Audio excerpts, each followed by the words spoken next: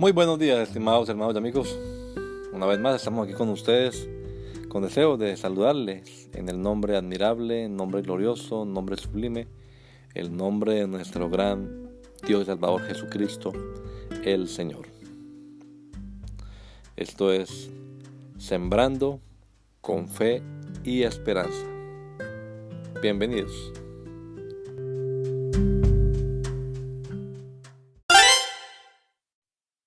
F. Important New Testament manuscripts.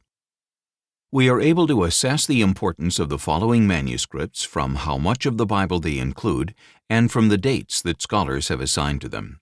Factors that help determine the age of a manuscript are materials used, letter size and form, punctuation, text divisions, ornamentation, the color of the ink, the texture and color of parchment, carbon-14 dating.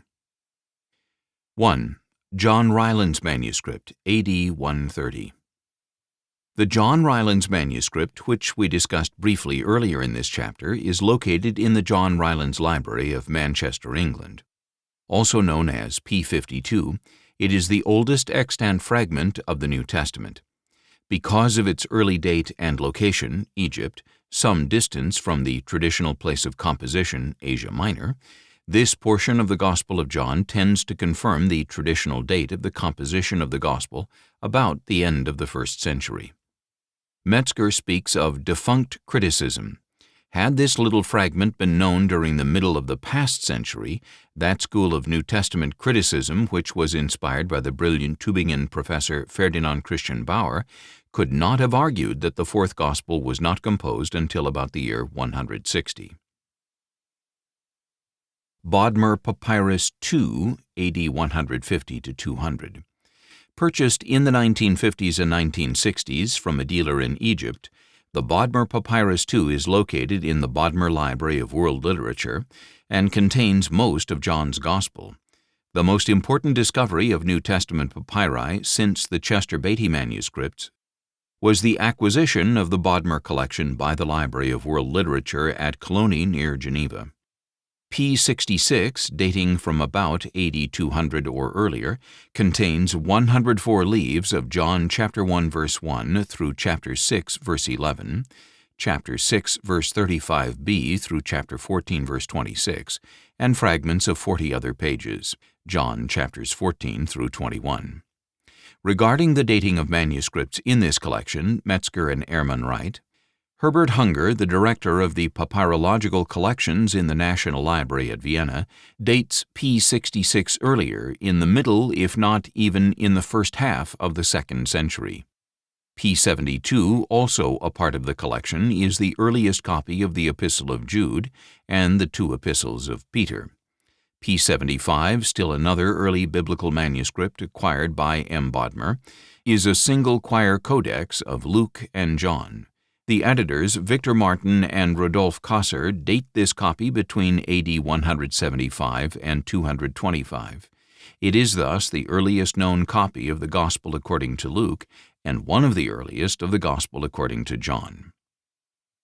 3. The Diatessaron, circa AD 170. This early harmony of the Gospels was produced in Syria.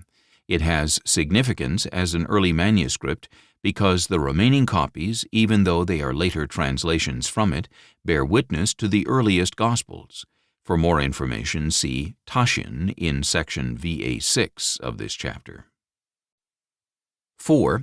Chester Beatty Papyri, AD 200. The manuscripts were purchased in the 1930s from a dealer in Egypt and are located in the C. Beatty Museum in Dublin.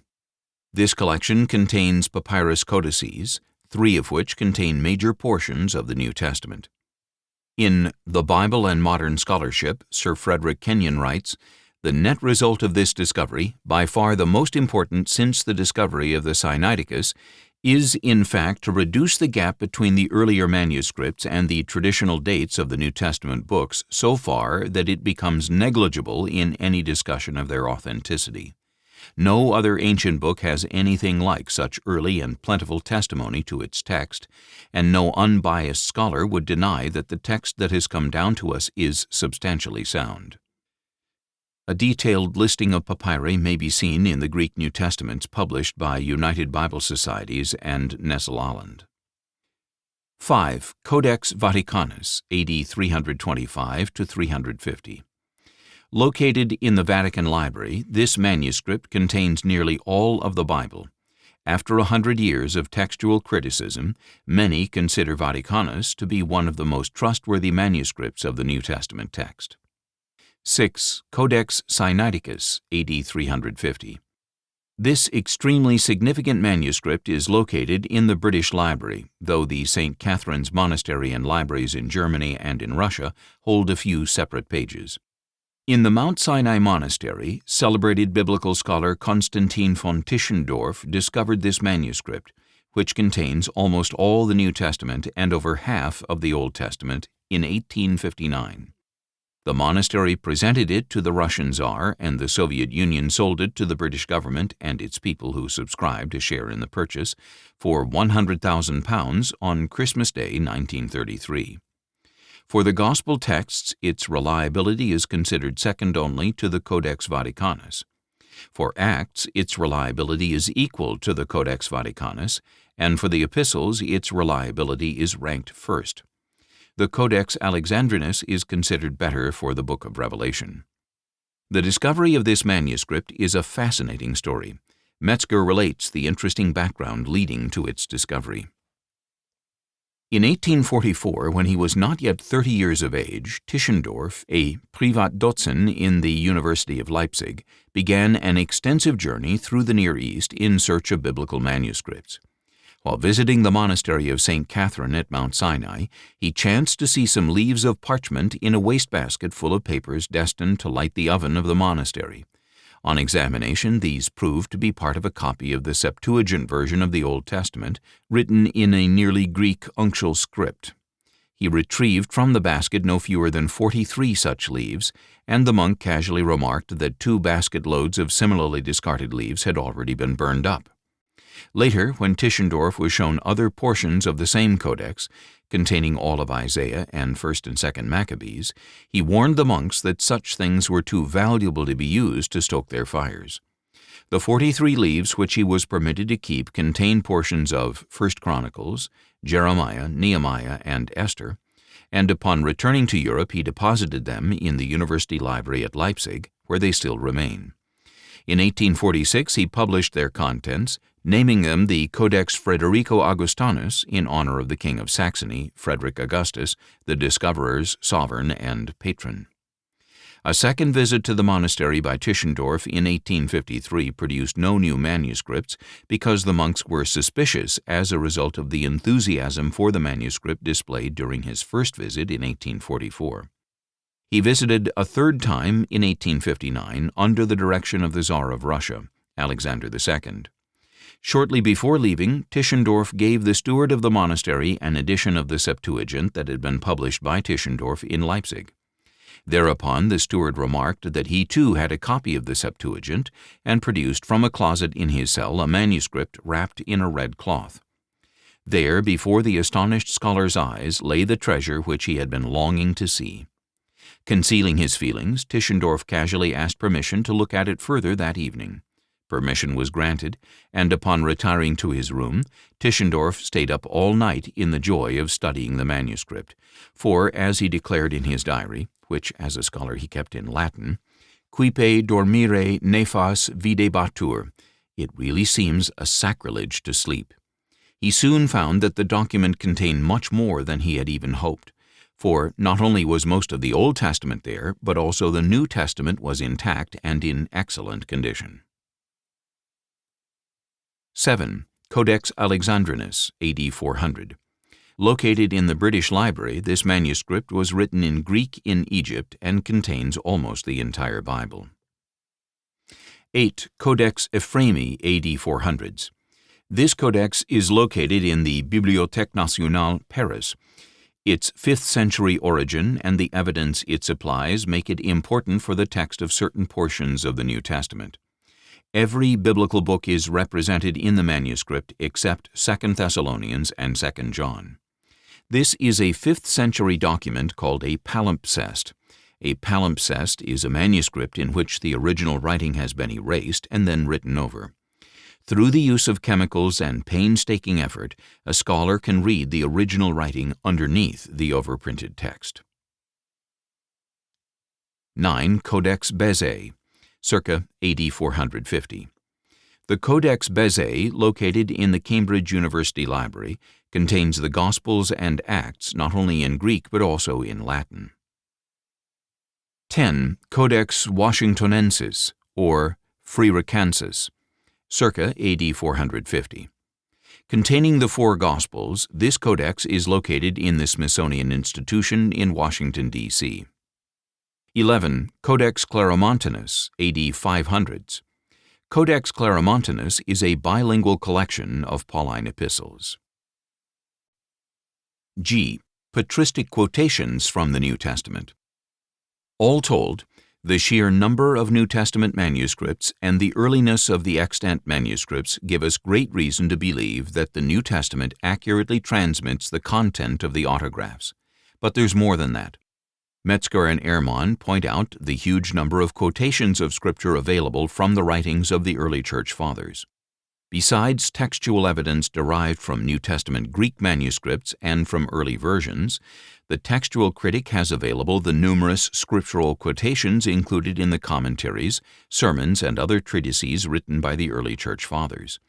Indeed, so extensive are these citations that if all other sources for our knowledge of the text of the New Testament were destroyed, they would be sufficient alone for the reconstruction of practically the entire New Testament.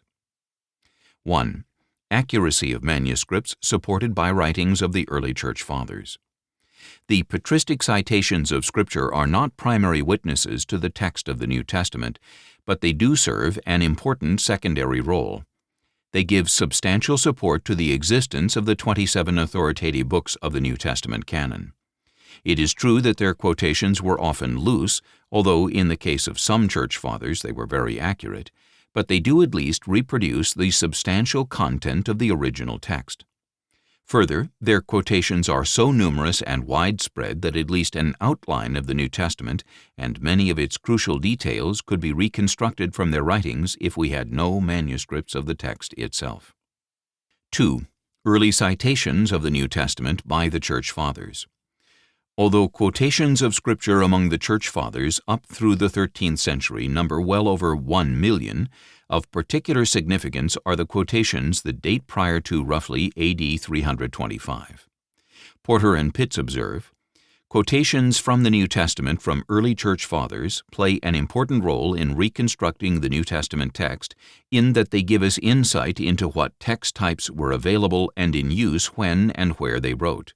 In some cases, this makes the Church Fathers a more certain source than Greek manuscripts, since the date and geographical location of the Church Fathers are usually easy to ascertain. However, biblical scholar Joseph Angus offers these cautions concerning the early patristic writings. Quotes are sometimes inaccurate. Some copyists were prone to mistakes or made intentional alterations. Here is a selection of important early witnesses to the New Testament manuscripts among the Church Fathers. A. Clement of Rome, AD 95. Origen in De Principis 2:3 calls Clement a disciple of the Apostles. Tertullian in Against Heresies, chapter 23, writes that Peter appointed Clement. Irenaeus adds in his own Against Heresies 3:3 that Clement had the preaching of the apostles still echoing in his ears and their doctrine in front of his eyes. Clement quotes from the Synoptic Gospels, Acts, 1 Corinthians, Titus, Hebrews, and 1 Peter. B. Ignatius, AD 70 to 110. Ignatius was the third bishop of Antioch. The Apostle Peter is thought to have been the first there. Ignatius was martyred. He had been a hearer of the Apostle John. His 7 epistles contain quotations from Matthew, John, Acts, Romans, 1 Corinthians, Galatians, Ephesians, Philippians, Colossians, 1 and 2 Thessalonians, 1 and 2 Timothy, James, and 1 Peter. Polycarp, AD 70 to circa 156. Martyred at 86 years of age, Polycarp was bishop of Smyrna, modern-day Izmir, and a disciple of the Apostle John.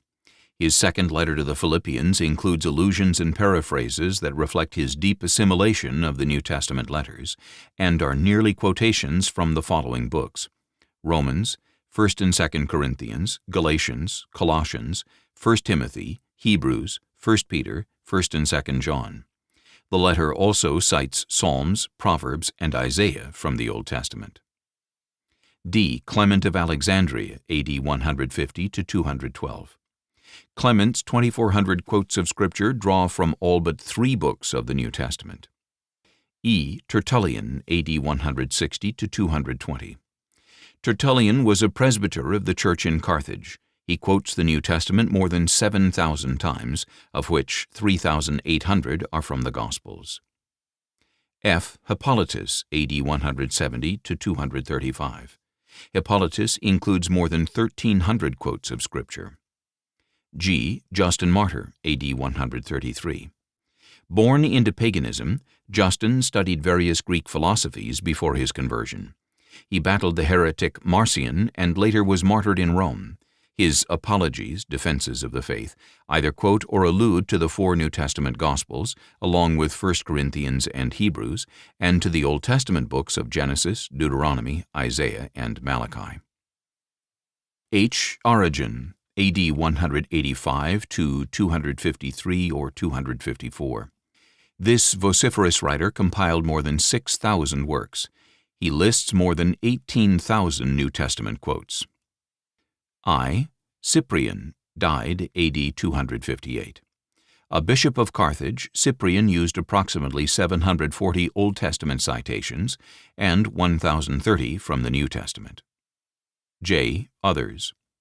Other early church fathers who quoted from the New Testament include Barnabas, circa AD 70, Hernias, circa AD 95, Tatian, circa AD 170, and Irenaeus, circa AD 170. Geisler and Nix rightly conclude that there were some 32,000 citations of the New Testament prior to the time of the Council of Nicaea, 325. These 32,000 quotations are by no means exhaustive, and they do not even include the 4th century writers. Just adding the number of references used by one other writer, Eusebius, who flourished prior to and contemporary with the Council at Nicaea, will bring the total number of citations prior to AD 325 of the New Testament to over 36,000. To all of the above, we could add the later church fathers, Augustine, Amabius, Laitantius, Chrysostom, Jerome, Gaius Romanus, Athanasius, Ambrose of Milan, Cyril of Alexandria, Ephraim the Syrian, Hilary of Poitiers, Gregory of Nyssa, and many others. For more details about the accuracy of the early church fathers' quotations of Scripture, see Andrew F. Gregory and Christopher M. Tuckett, editors, The New Testament and the Apostolic Fathers, Volume 1, The Reception of the New Testament in the Apostolic Fathers, Oxford, Oxford University Press, 2005. H. Apocryphal Gospels. Stanley Porter and Andrew Pitts note how 2nd century apocryphal Gospels can also help reconstruct the original text of the New Testament. A number of apocryphal Gospels, Jesus stories written in the 2nd century and beyond, can be dated roughly with the 2nd century and can be used in efforts to reconstruct the New Testament text as well, since they contain a number of canonical Gospel parallels. However, because they are not continuous text manuscripts of the New Testament, they must be used cautiously. I.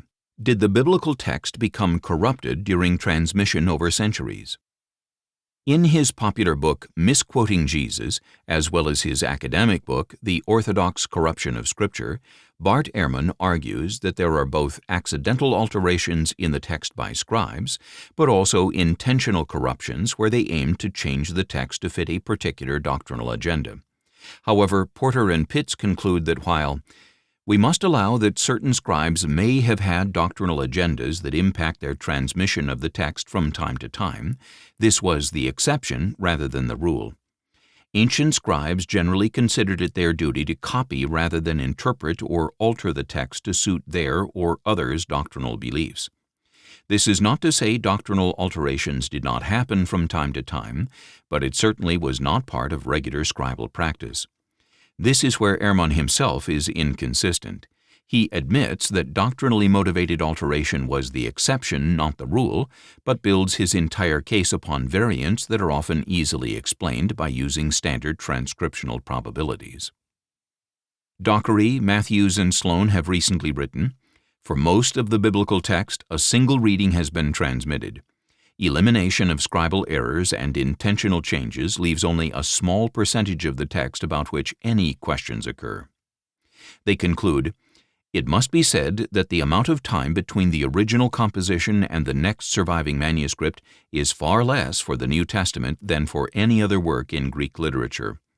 Although there are certainly differences in many of the New Testament manuscripts, not one fundamental doctrine of the Christian faith rests on a disputed reading." Additionally, according to textual expert Scott Carroll, no biblical discovery has ever undermined our confidence in Scripture. "In the last 130 years," explains Daniel Wallace, "there has not been a single manuscript discovery that has produced a new reading for the New Testament that scholars think is authentic, not a single manuscript that tells us a totally different story about Jesus." He continues, "In about the 2nd century BC, the rules for careful copying and textual criticism were developed heavily in Alexandria, Egypt, which became the primary scholarly city in the ancient world for book reproduction, before the New Testament was ever written. The New Testament manuscripts became benefactors of that approach." J. Results of the bibliographic test. Scholars representing different types of expertise and different eras agree that the text of the New Testament meets the first bibliographic test. Even back in the late 1880s, leading biblical scholar F.J.A. Hort rightfully noted that, in the variety and fullness of the evidence on which it rests, the text of the New Testament stands absolutely and unapproachably alone among ancient prose writings. In 1977, Greenlee stated, "The number of available manuscripts of the New Testament is overwhelmingly greater than those of any other work of ancient literature. The earliest extant manuscripts of the New Testament were written much closer to the date of the original writing than is the case in almost any other piece of ancient literature. The New Testament is the most remarkably preserved book of the ancient world. Not only do we have a great number of manuscripts, but they are very close in time to the originals they represent. Some partial manuscripts of the New Testament are from the 2nd century A.D., and many are within 4 centuries of the originals. These facts are all the more amazing when they are compared with the preservation of other ancient literature." Montgomery says that, "To be skeptical of the resultant text of the New Testament books is to allow all of classical antiquity to slip into obscurity, for no documents of the ancient period are as well attested bibliographically as the New Testament." Metzger and Ehrman put the large number of New Testament manuscripts into perspective. "In contrast with these figures of other ancient works, the textual critic of the New Testament is embarrassed by a wealth of material. Furthermore, the work of many ancient authors has been preserved only in manuscripts that date from the Middle Ages, sometimes the late Middle Ages, far removed from the time at which they lived and wrote. On the contrary, the time between the composition of the books of the New Testament and the earliest extant copies is relatively brief. Instead of a lapse of a millennium or more, as is the case of not a few classical authors, several papyrus manuscripts of portions of the New Testament are extant that were copied within a century or so after the composition of the original documents." Leading Old Testament scholar Walter Kaiser reports that no time before the present has witnessed such unprecedented confirmation of biblical events, persons, and historical settings as we have during the past century of ongoing, successful archaeological exploration. Sir Frederick G. Kenyon, a British paleontologist and classical biblical scholar, was also the director and principal librarian of the British Museum, 1889 to 1931, and second to none in authority for issuing statements about manuscripts. He stated that besides number, the manuscripts of the New Testament differ from those of the classical authors. In no other case is the interval of time between the composition of the book and the date of the earliest extant manuscripts so short as in that of the New Testament. The books of the New Testament were written in the latter part of the 1st century. The earliest extant manuscripts, trifling scraps excepted, are of the 4th century, say from 250 to 300 years later. This may sound a considerable interval, but it is nothing compared to that which separates most of the great classical authors from their earliest manuscripts. We believe that we have in all essentials an accurate text of the 7 extant plays of Sophocles, yet the earliest substantial manuscript upon which it is based was written more than 1,400 years after the poet's death.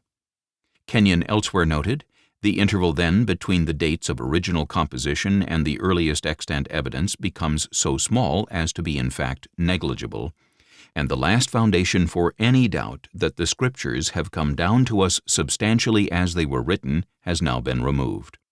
Both the authenticity and the general integrity of the books of the New Testament may be regarded as finally established. Since Kenyon wrote this, his conclusions have been verified by modern-day biblical scholarship.